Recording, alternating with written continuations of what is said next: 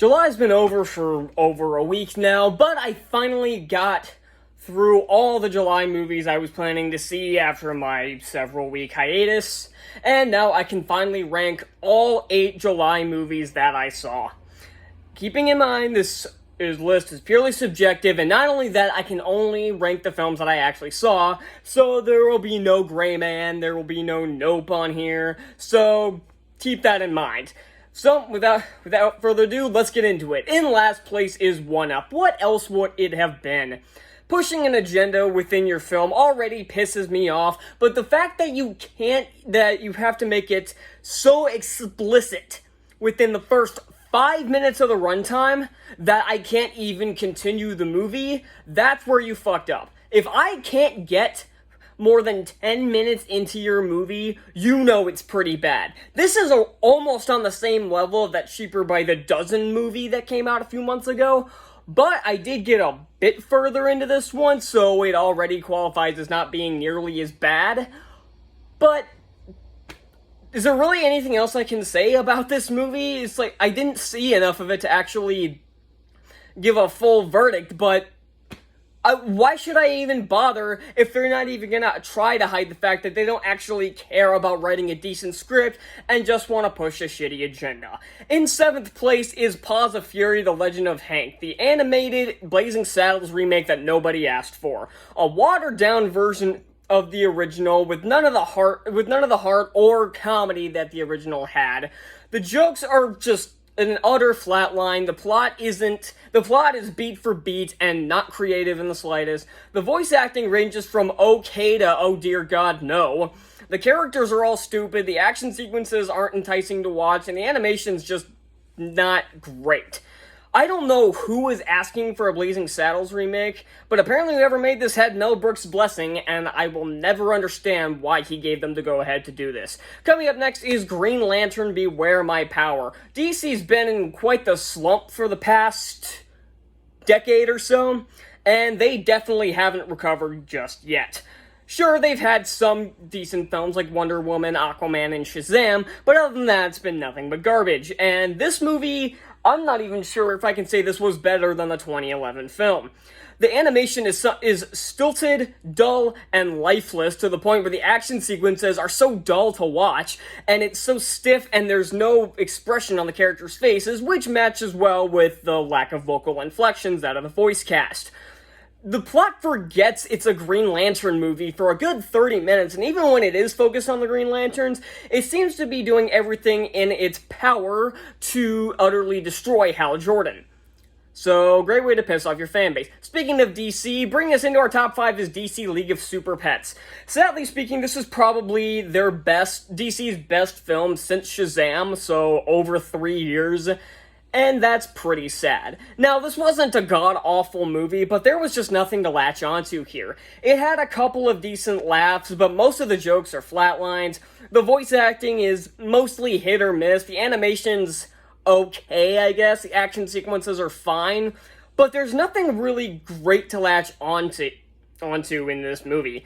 The villain isn't very intimidating, and again, it's just nothing really comes together. It feels like the stakes are a lot higher than you would think, because it feels like the stakes are non-existent in this movie. And that's my biggest problem, is because it feels so small scale despite the fact that the stakes are so large. So it just feels like an entire waste of time. Coming in 4th place is Zombies 3. How the hell did this break the top 5?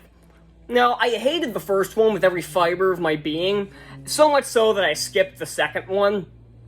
But considering this one got a Disney Plus release instead of a Disney Channel release, it caught my attention and I decided to watch it. But again, it's got the same problem as DC League of Super Pets. There's nothing great to latch on here. There's a couple of decent scenes, like the Exceptional Zed, both the song and the reprise were actually pretty good scenes.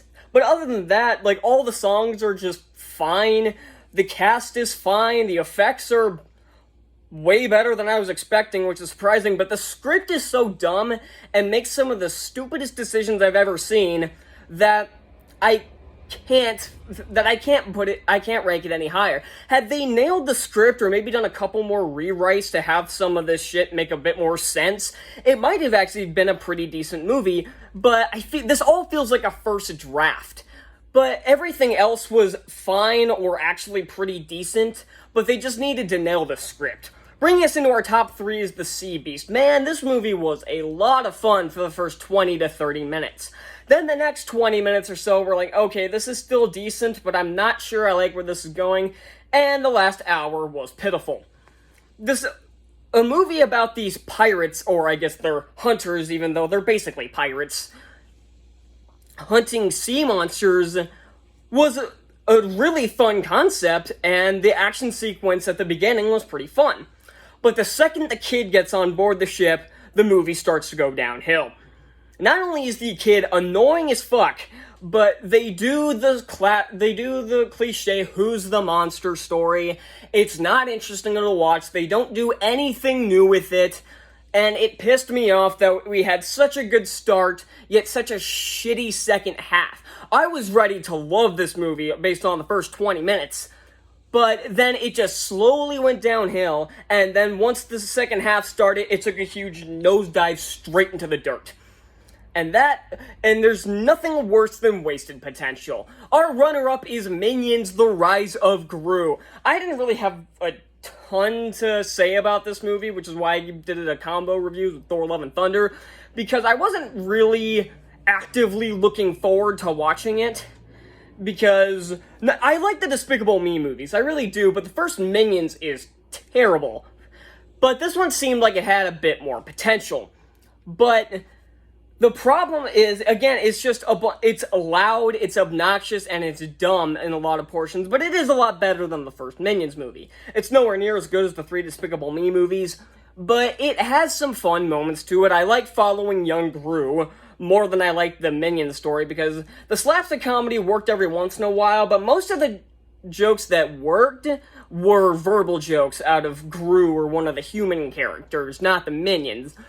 And the Minions are supposed to be the main stars of this movie, and they're probably the worst part of the movie, because they're just obnoxious. They work better as side characters than not the leads. I can say I am looking forward to Despicable Me 4 coming out in 2024, but this one was just kind of okay. And in first place is Thor: Love and Thunder. Despite the fact that this is an MCU film, and the MCU pretty much takes the top spot of the month every single time, this was, again, just kind of okay. This entire month ranged from okay to absolute garbage. There wasn't a single movie that I thought was great. Don't get me wrong, this had its fun moments. The action sequences were pretty good. I didn't hate Jane Foster in this, for the most part. It had some funny moments to it, and I guess the characters are still likable, and Christian Bale does a fantastic job as the villain. The problems lie in that it's way too short, so the movie feels kind of empty, and it has a lot of Disney LGBTQ pandering, which I don't care for, including creating a continuity error with their agenda. And the special effects, every once in a while, will look kind of bad, but the effects, for the most part, look pretty good, at least. And the comedy was the main problem, because it was so different from Ragnarok, and not in a good way. Ragnarok jokes were fast, they were snappy, they were funny, because it was based on the characters' personalities. Here, it's people talking, and it's not funny, because it is abundantly clear this had a different writing staff. Christopher L. Yost's writing was nowhere to be found here, and it was all Taika Waititi, and I would rather them bring Christopher Yost back if they make Thor 5. So, that's all for July, and I'm relatively looking forward to August. I've already seen and reviewed Rise of the Teenage Mutant Ninja Turtles, the movie, and it was okay.